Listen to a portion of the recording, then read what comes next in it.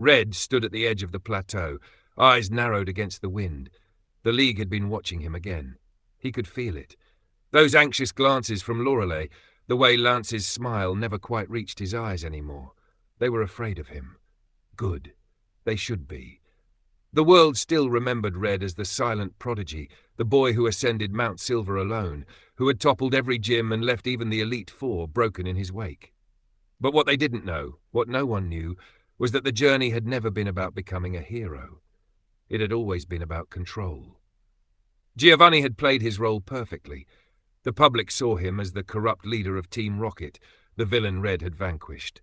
In truth, Giovanni was a loyal pawn, one who'd understood early on that power wasn't about strength, it was about image. Red's image was unassailable, a silent guardian, a champion. While behind the curtain, Red wove the web. Every attack on a Pokemon Center, every raid on a lab, every skirmish in the shadows was meticulously planned. The battles against Team Rocket? Staged. Red would swoop in at just the right moment, a living symbol of resistance, earning the adoration of the public while secretly testing Team Rocket's operatives for loyalty and competence. Those who failed the test vanished. Those who passed were absorbed deeper into the organization, Red's real organization.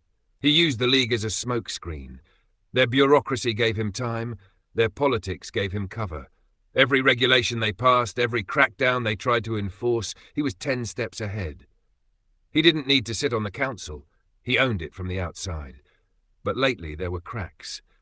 Blue, ever the skeptic, had started asking questions. It began subtly, intercepted rocket tech that was too advanced to have been developed without help from inside the League.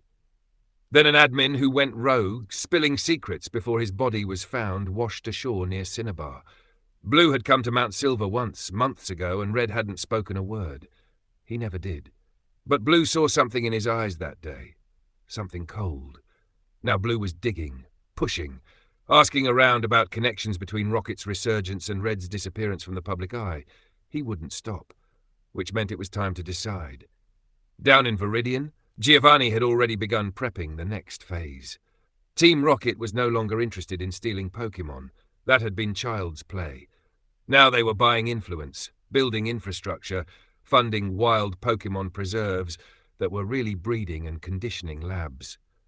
Giovanni played the part of the fallen crime boss, reformed and retired, but every report still went through a burner line that led directly to Red's modified Pokédex. In secret, Red watched it all unfold, an empire growing beneath the surface of Kanto, clean, invisible, inevitable. When the time came, the League would fall without a fight.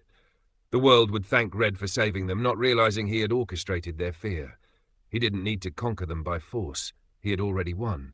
The only variable left was Blue. He'd give him one more chance. An invitation, perhaps. A staged crisis, a trap dressed as a challenge. If Blue was smart, he'd accept his place in the new order. If not, he would disappear like the rest. The wind howled over Mount Silver. Red didn't flinch. His Pikachu sat by his side, eyes narrowed just the same, sparks crackling faintly across its fur. They'd both been through too much to feel guilt anymore. After all, to build a perfect world, sacrifices had to be made.